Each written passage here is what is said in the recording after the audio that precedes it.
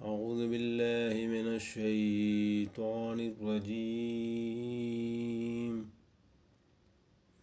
بسم الله الرحمن الرحيم.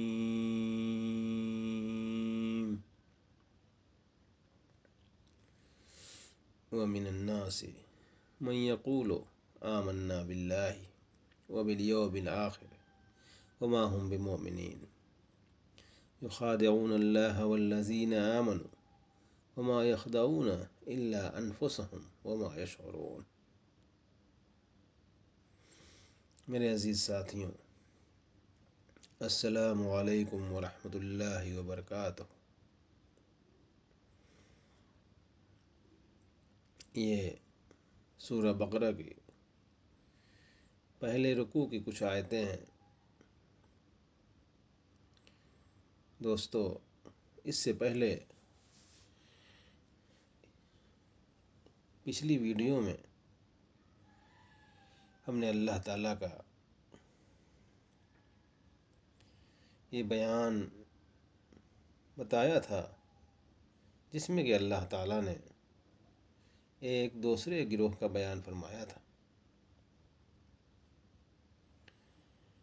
کہ وہ لوگ جو حق کو حق نہیں سمجھتے، جو باطل کو باطل نہیں سمجھتے، جو صحیح غلط آنے کے باوجود، ظاہر ہونے کے باوجود اس کو نہیں مانتے، حق اور باطل میں فرق ہونے کے باوجود اس پہ ایمان نہیں لاتے، اللہ تعالیٰ اپنے پیارے حبیب محمد رسول اللہ صلی اللہ علیہ وسلم سے فرماتے ہیں کہ آپ انہیں ڈرائیں چاہے نہ ڈرائیں، وہ ایمان لانے والے نہیں ہیں، کیونکہ ان کے اندر کجی ہے، ٹیڑھ پن ہے۔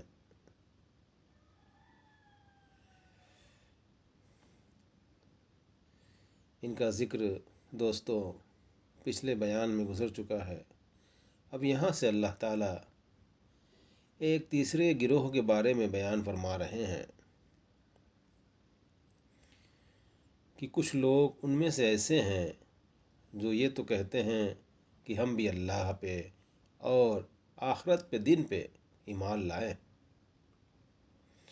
حالانکہ وہ ایمان والے نہیں ہیں،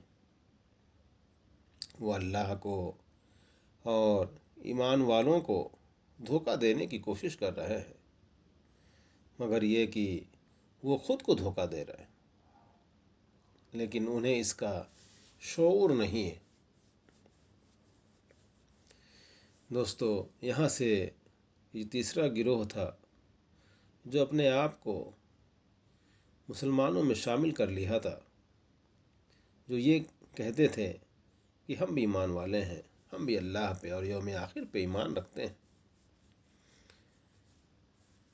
لیکن دراصل وہ ایمان والے نہیں تھے، وہ اپنی سہولت کے مطابق اسلام سے جڑے ہوئے تھے، لیکن جب کوئی امتحان کا موقع آتا، جب جنگ پہ جانے کا موقع آتا، جب مال خرچ کرنے کا موقع آتا، تو وہ پیچھے ہٹ جاتے اور طرح طرح کے بہانے بنانے لگتے۔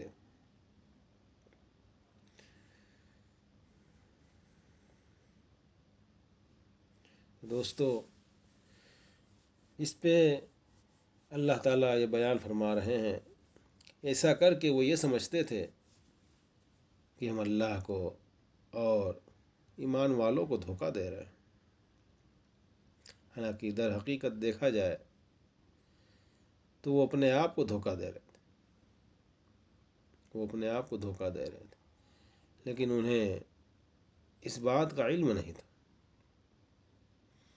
کہ وہ اپنی خود کی تباہی کے راستے بنا رہے ہیں۔ اللہ تعالیٰ کو دھوکہ کیا دیں گے؟ اللہ تعالیٰ تو ان سب چیزوں سے ماورا ہے، ان سب چیزوں سے پاک ہے۔ اور رہی بات مسلمانوں کی، تو اللہ تعالیٰ وحی کے ذریعے سے ان کو بھی مطلع فرما دیتے تھے، ان کو بھی متنبہ کر دیتے تھے۔ سبحان اللہ و بحمدہ، سبحان اللہ۔